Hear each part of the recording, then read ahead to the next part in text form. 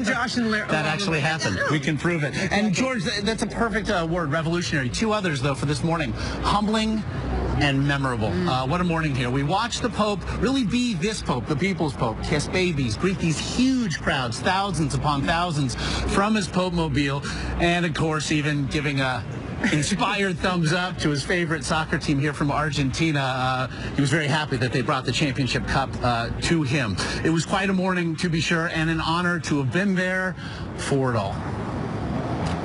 He walks the streets, poses for pictures, embraces the sick, and is not afraid to have a bit of fun and engage, it seems, just about everybody.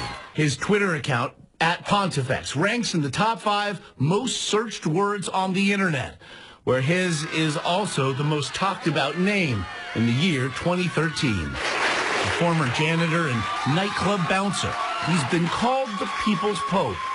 And in just 9 months, he's captured the imagination not just of the world's 1.2 billion Catholics, but the world itself. I get it on the streets. I mean, everybody from the bartender to the cab driver telling me, Cardinal Dolan, we love this guy. He's also ushered in a kind of truce in the culture wars. When pressed about gays in the church, he responded, quote, "A gay person who follows God. Who am I to judge him?" And both Time magazine and the leading gay magazine, The Advocate, have named him their Person of the Year. The first non-European pontiff in over 1,200 years. His style was different almost immediately to the thousands before him as he bowed and said, "Pray for me." And suddenly there was a connection with people. That set the tone for this papacy. The very next morning, he stunned locals and tourists alike when he walked into St. Mary Major Basilica unannounced. He then went to the hotel where he'd stayed for the election and paid his bill. Just days ago, he celebrated his 77th birthday and blew out candles surrounded by children.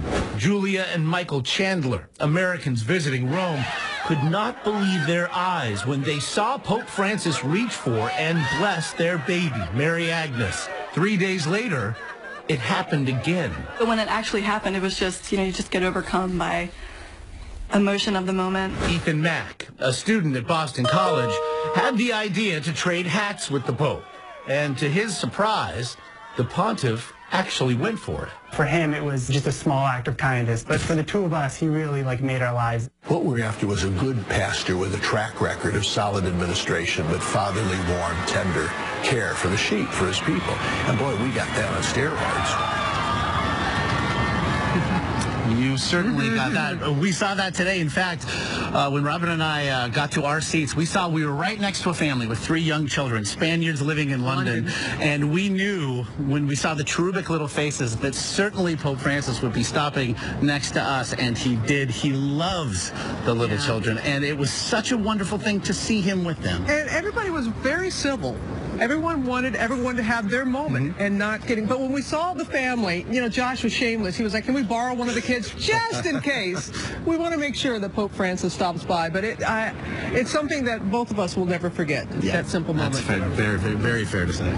So Josh is still Josh in St. Petersburg.